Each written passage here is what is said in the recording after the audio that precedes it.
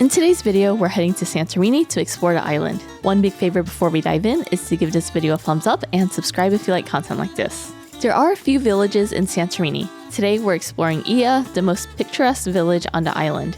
Ia is famous for its incredible sunsets, those gorgeous blue dome churches, and the classic whitewashed buildings that look like something out of a postcard. In this video, we'll cover how to get there, where to stay, what to do, where to eat, and some pro tips for visiting Santorini.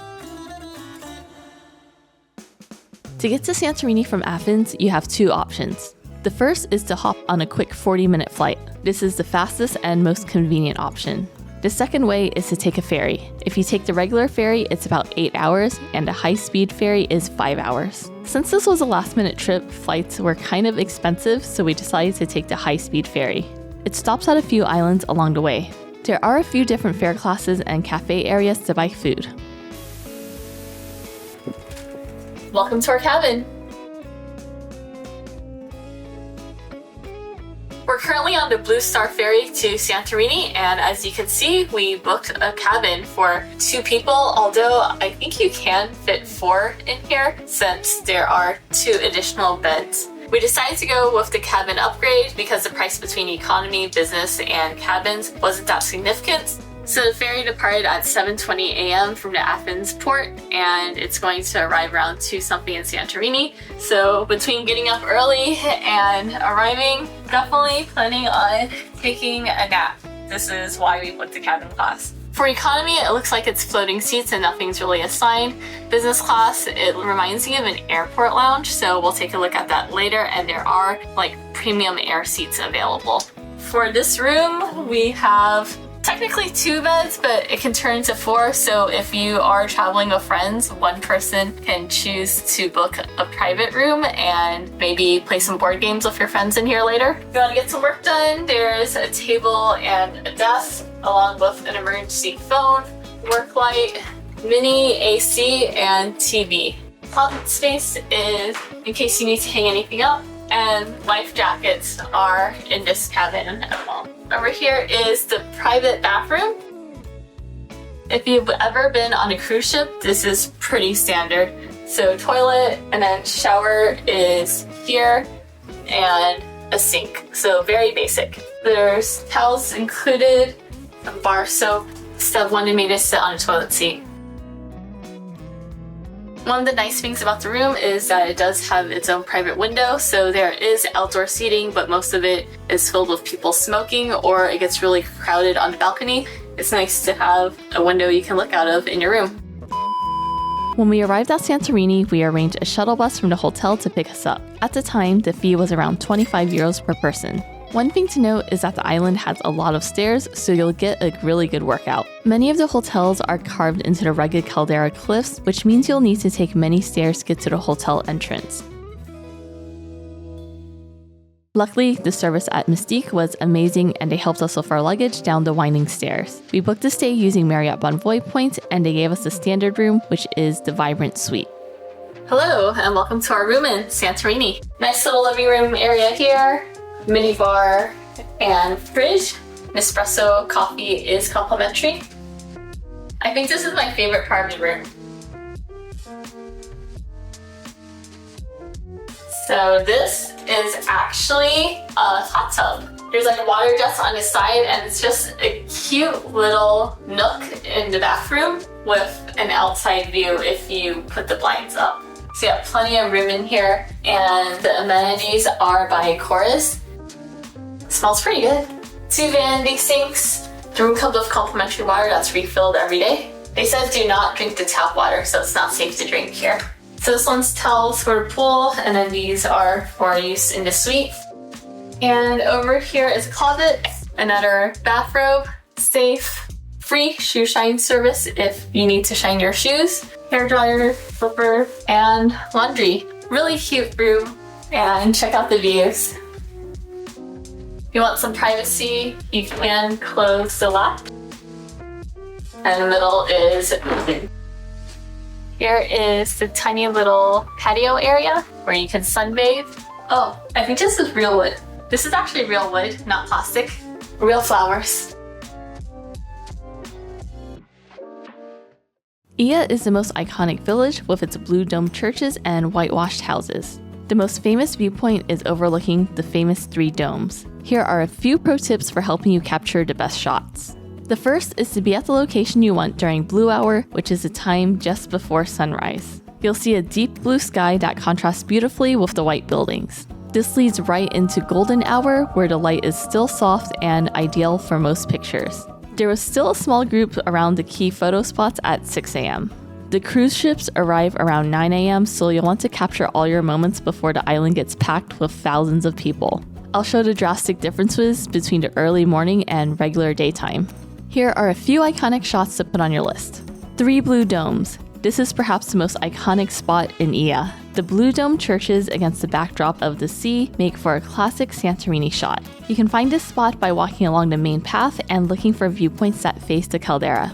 Next up is Ia Castle, also known as the Byzantine Castle Ruins. This is a prime spot for sunset photography. It offers panoramic views of the caldera and the village. Arrive early to secure a good spot as it gets very crowded at sunset. Located below Ia is Amudi Bay. This fishing village provides a different perspective of Ia. The views from the water looking up at the cliffs and village are spectacular. It's a bit of a hike down, but worth it for the unique angle.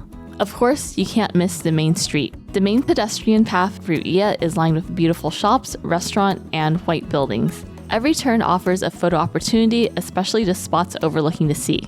The windmills are another iconic feature of Ia. They are located near the end of the village and offer a charming backdrop for photos, especially at sunset. Besides Ia Castle, there are several spots along the caldera edge where you can take stunning photos. Look for less crowded viewpoints along the cliffside paths. The Byzantine Castle Ruins offers an elevated view of the caldera and is a great place to capture the village from above. You also can't miss out on the hidden streets and alleyways. Wander off the main paths and explore the quieter streets and alleys of Ia. You'll find charming, less crowded spots with beautiful architecture and views.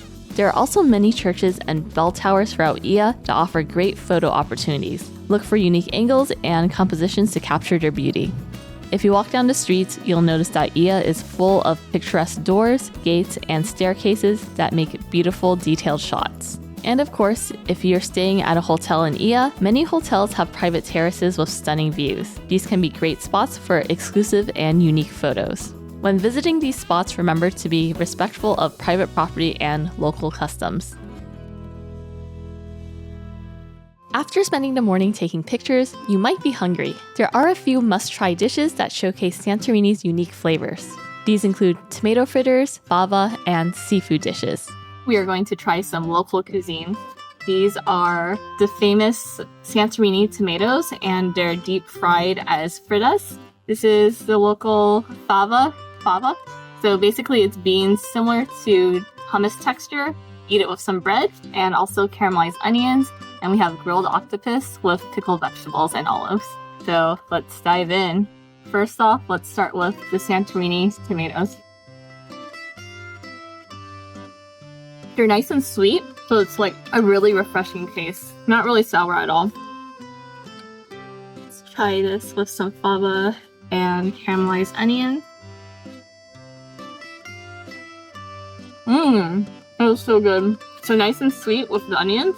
And then the fava is also warm as well. So it mixes really well together with bread. Let's try some of the deep fried fritters.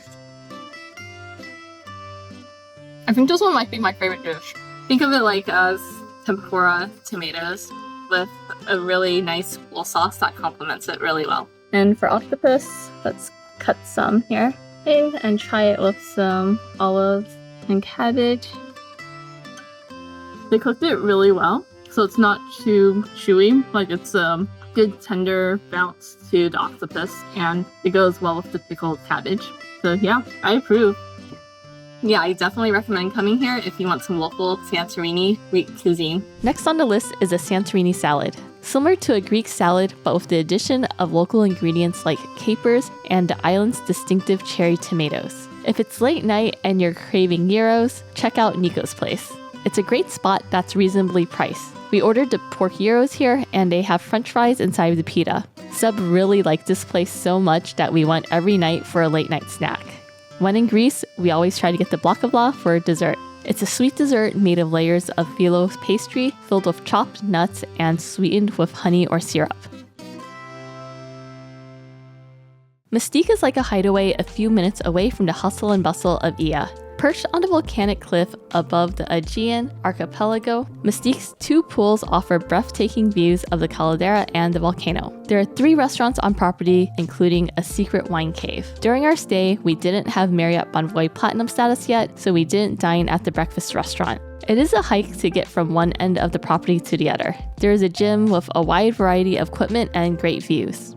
On one of the days, they had a happy hour for Marriott Bonvoy members, and we had an opportunity to hang out with the team and enjoy some drinks and snacks while enjoying the sunset. The property itself is beautiful, so definitely take advantage of the stunning views and take tons of photos here. The next day, we had to catch an early flight back to Athens. We arranged for the hotel shuttle to take us to the airport. The service was great, and they prepared complimentary breakfast boxes for us. Good morning, everyone. So it's our last day in Santorini, and we are catching our flight home to Athens. Since our flight is at 8-something and we had to get here 2 hours before our flight, it's a domestic flight. The hotel packed us a box breakfast, so fruits and pastries.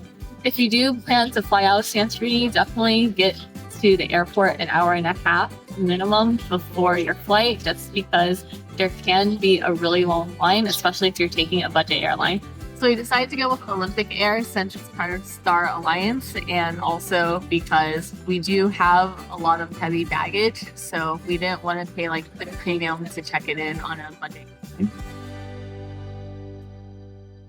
Overall, we really enjoyed our stay at Mystique and would happily stay there again. We booked the stay using Marriott Bonvoy points. If you want to learn more about hotel cards, I'll leave a link down in the description box. Using the links helps support the channel, so thank you in advance. If you made it this far in the video, leave an ocean wave emoji down in the comments below and I'll try to heart and respond. My question to you is, what are your thoughts on Mystique and would you stay here? And is Santorini on your list to visit? Let me and everyone else know in the comments below. See you in the next one.